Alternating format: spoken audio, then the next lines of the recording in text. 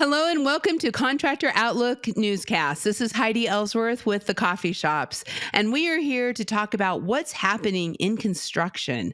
I have to tell you, so much is happening out there, whether it's weather, economics, government. It is across the board changing rapidly. So we have to always get with our experts in the field to be able to really understand what's happening. And our favorite every day is Paul Trombitas of FMI Research. Paul, thank you for joining us again. Well, Heidi, thanks for having me. I love being on the podcast, and it's always a pleasure talking with you. And we always have such great conversations, so excited to be here. I know. I love it. I love these conversations. I look forward to them all the time. And, I really enjoy the fact that this is across the entire construction industry. FMI is so in tune to everything that's going on across construction. I always love to hear what's happening. And today we really wanted to talk about your 2025 North American Construction Outlook report, which is very exciting. So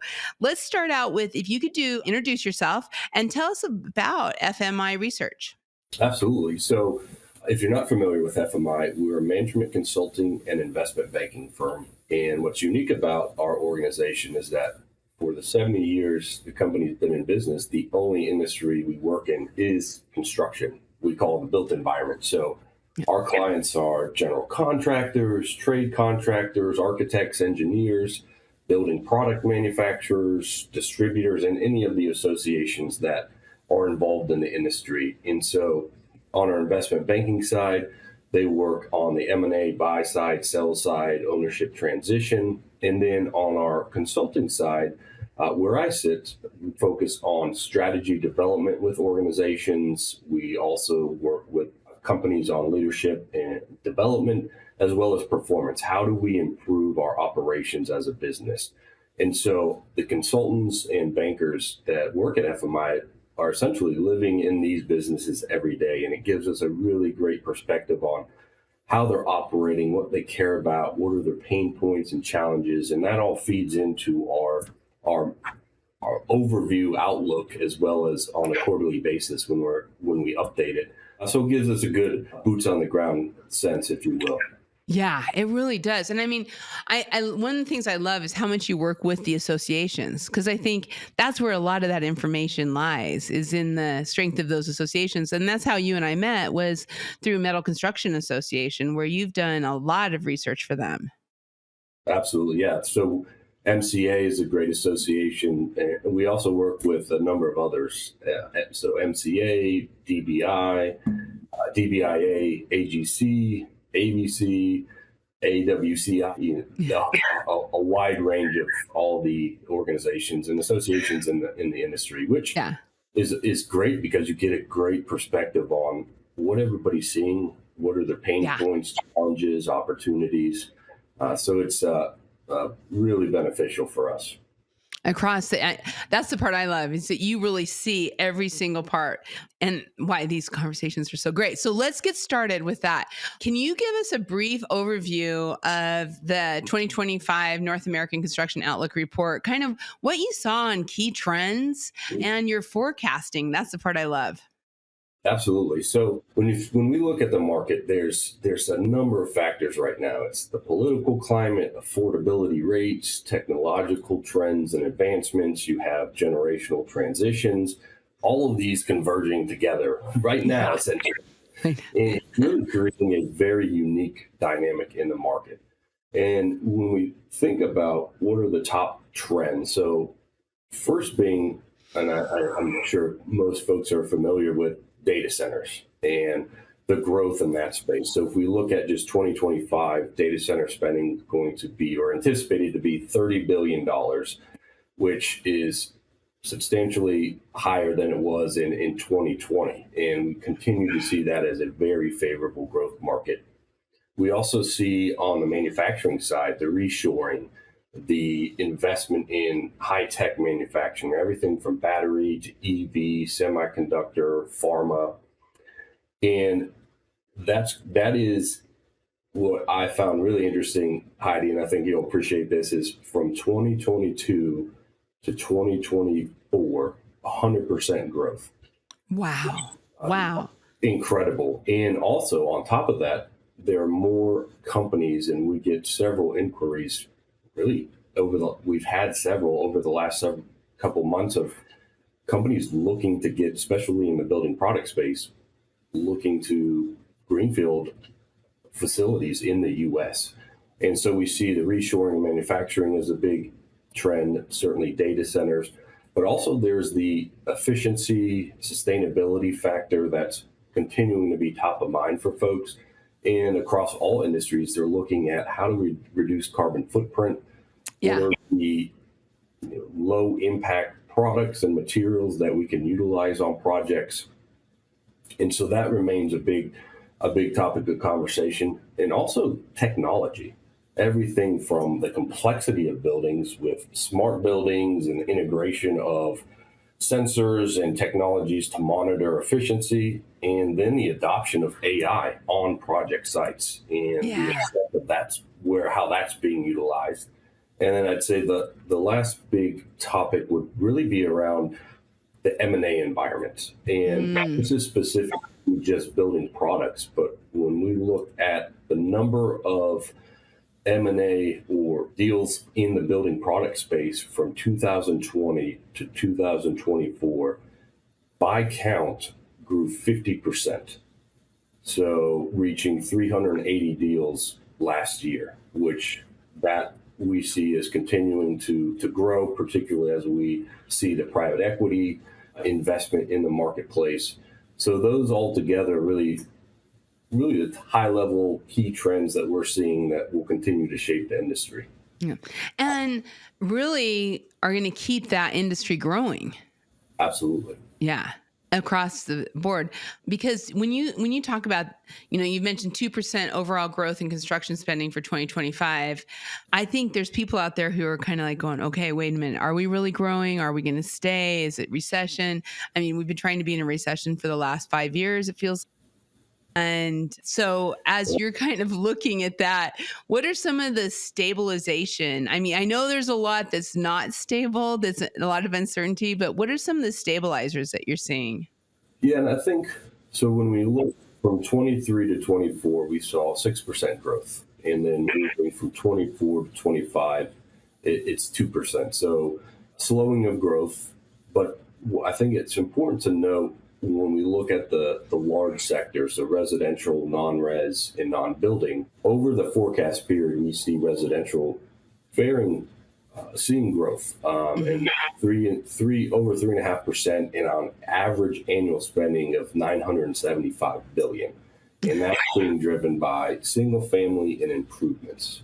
Now, when we look at the non-building space, it's continuing to grow. Now, what's key to keep in mind here is that for manufacturing, we saw very substantial growth, 21 to 22, 22 to 23, and 23 to 24. And same on the data center side, we saw extremely high growth from 23 to 24, 24 to 25. And so although the annual growth rates are slowing, these segments are at a new unprecedented level of construction spending. And so we're seeing more stabilization in several of these segments.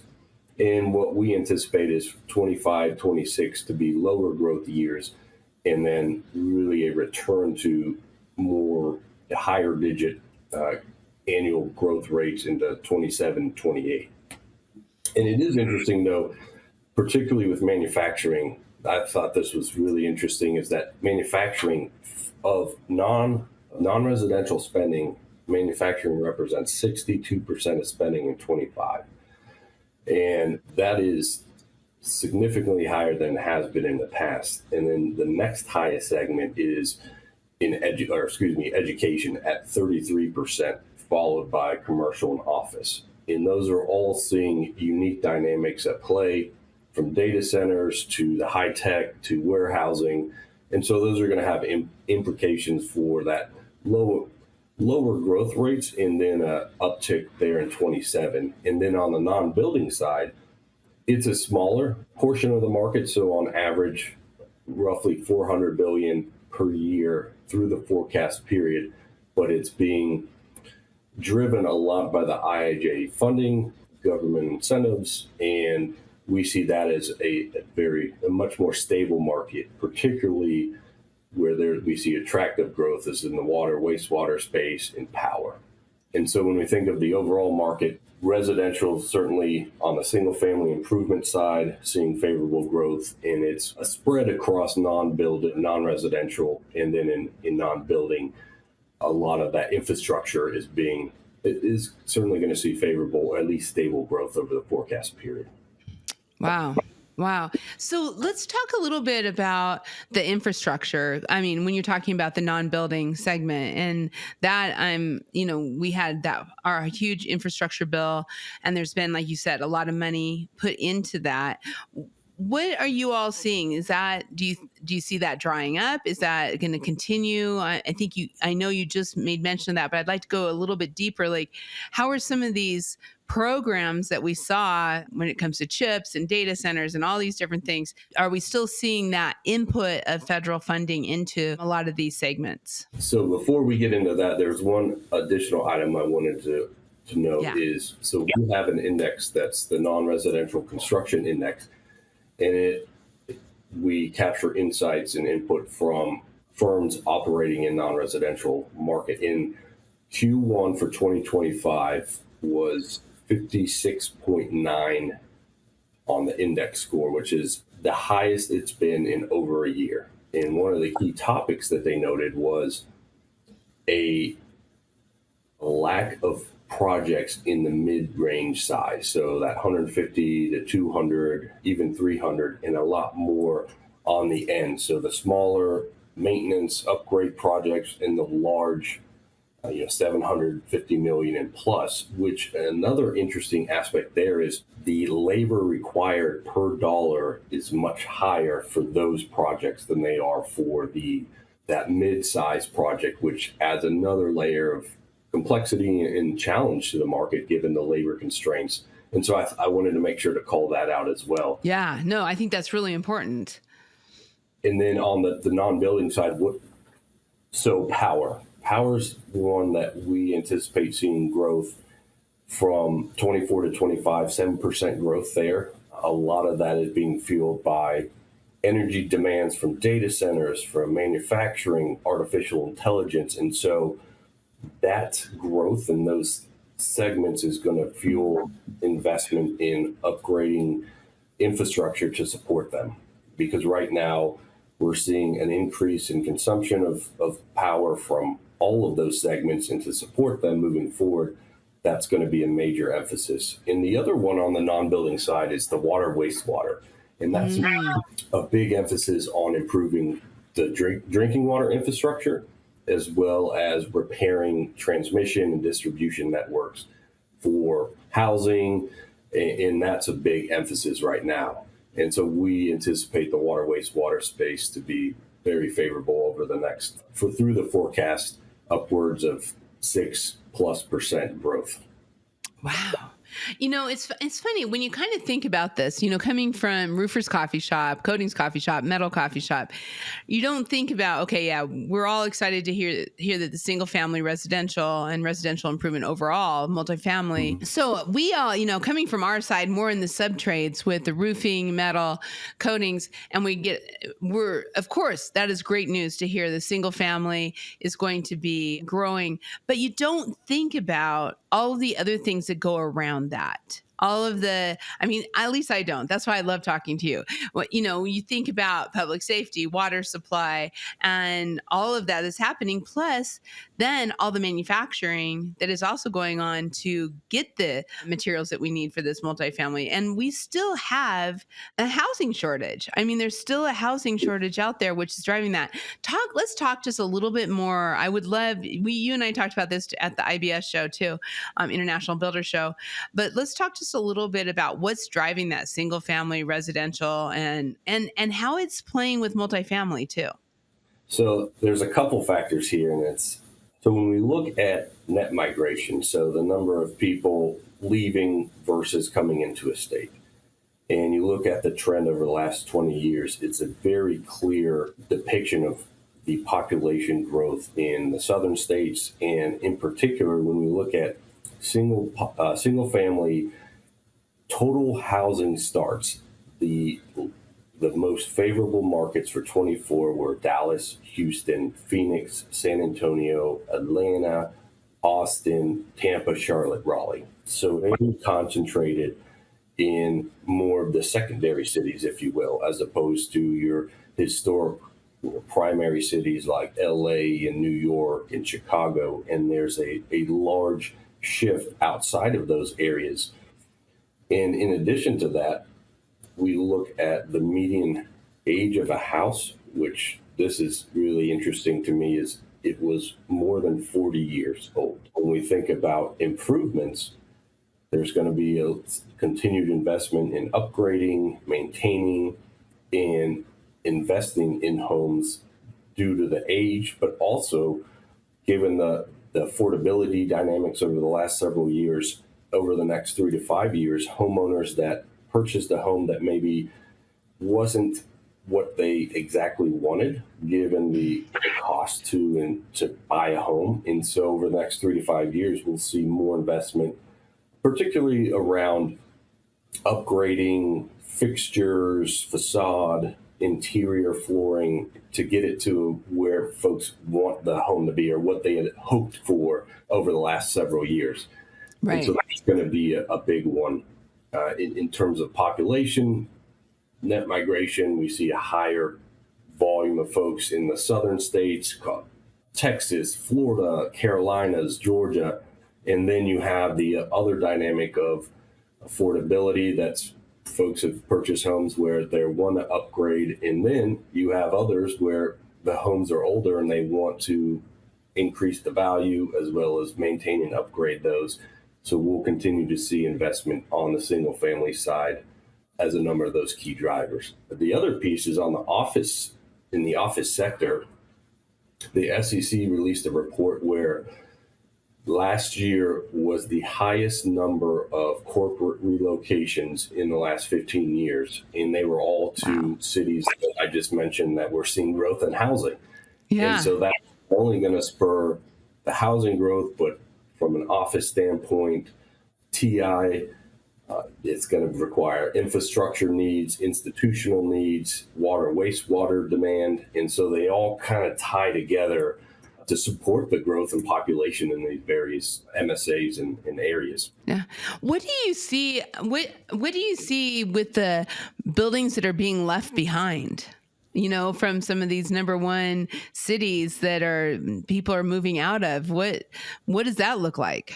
You know, that's an interesting piece, and we haven't seen a whole lot on what's happening with those facilities. There are, occasions where they're retrofitting them to serve as, maybe it was office and now they're transitioning them to lofts. Yeah, the lofts, but also on the pharma side, I can't think of the term right now, but where they're in the development process of new drugs, labs. Space. We've seen a lot of transition from, maybe it was office to transition to lab, or to retrofitting them to be kind of a higher end apartments, or yeah. And so that's one of the aspects, but we haven't heard a lot of what's happening with those buildings. And given the vacancy rates in a lot of those cities, I imagine that they're likely sitting empty.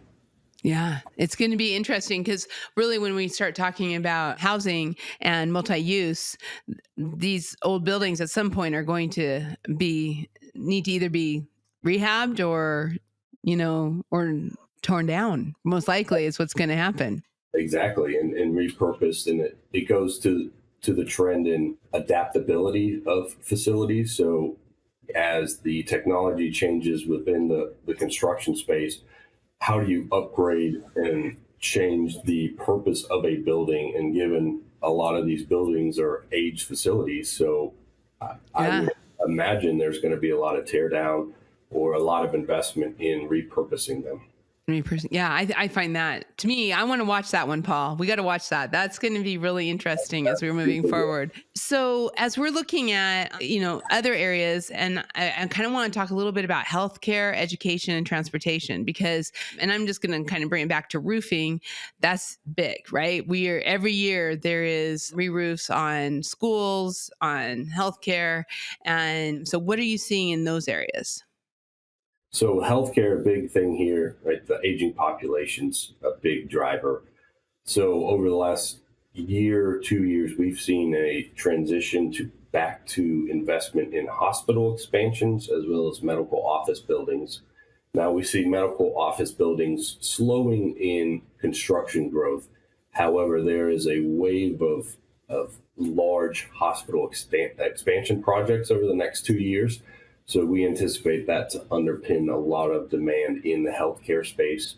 And then on the education side, this was a really eye-opening report that the Government Accountability Office shared, is that 36,000 school buildings were in need of an HVAC upgrade. No. Wow. With the IRA funding, a lot of those projects will be moving forward in 2025, and that's everything from energy solutions, HVAC upgrades, an emphasis on sustainability. And so we'll see a lot of the work that's in the education space focused on those types of upgrades. And we're seeing a lot of investment both at the state and local level for public K through 12 as well as universities. Yeah. So it's going to be a mix there, but very heavy influence from the IRA and the upgrading of essentially the infrastructure and the HVAC of these facilities. That's interesting, because we've been hearing a lot of that too on the HVAC side of it, and clean buildings, also being sure that, it's not just cooling and heating anymore. It's also, how is it cleaning the building, and how is it the health of the students? Absolutely. And then monitoring. And so interesting talking to some of the universities. So Arizona State has invested a significant amount of money on monitoring, upgrading of their energy, HVAC, lighting. Yeah. So as University of Pennsylvania, Northeastern, and Princeton's the other one that has a major program that they're pushing forward, and it's going to be using geothermal. And so we see a lot of that investment focused on alternative energy, as well as how do we make these facilities more efficient and draw in student population, as well as making sure their needs are addressed to the greatest extent possible. Right. Right. So, okay, as we're talking to contractors out there, all types of contractors, general contractors to our sub trades, what are some of the things from this report, really looking at the 2025 Outlook report, what are some of the things that contractors should be aware of and really be kind of practicing to stay ahead of what may be happening in this coming year? So I like the quote by Darwin that says, it's not the smartest nor the strongest that survive. It's the ones that are most adaptable to change. Yeah. And given all the dynamics in this market, the ability to be flexible and adapt is going to be absolutely critical. And so understanding where the strengths for the company are, and with their current customers, do they have an adequate share of wallet? Can they increase their share of wallet with current customers? And in their markets, what is their market share? Is there opportunity to further penetrate and gain share? What are the areas that are growing in terms of the segments that they can capitalize on? And also the other thing is we've been talking with folks, given the tariff situation and just the dynamics going on in the market, a lot of firms have seemed to stray away from focusing on their strategic initiatives that are more focused on the long term, and reverted more to short term wait and see mentality, given everything that's occurring. But with this, if that lasts several months, you're going to see companies in a state where they'll be behind the market. And as the market moves and changes and evolves, they're going to be in a position that's going to be very challenging to address the opportunities. And so I think maintaining your efforts on that long-term strategic vision and efforts for the organization, and understanding that it's important to understand short-term what's happening, but continuing on with that strategic, those initiatives. Otherwise, I think this wait and see mentality will catch up to a lot of firms and put them in a position where they're less likely to win share and capture the market that they can.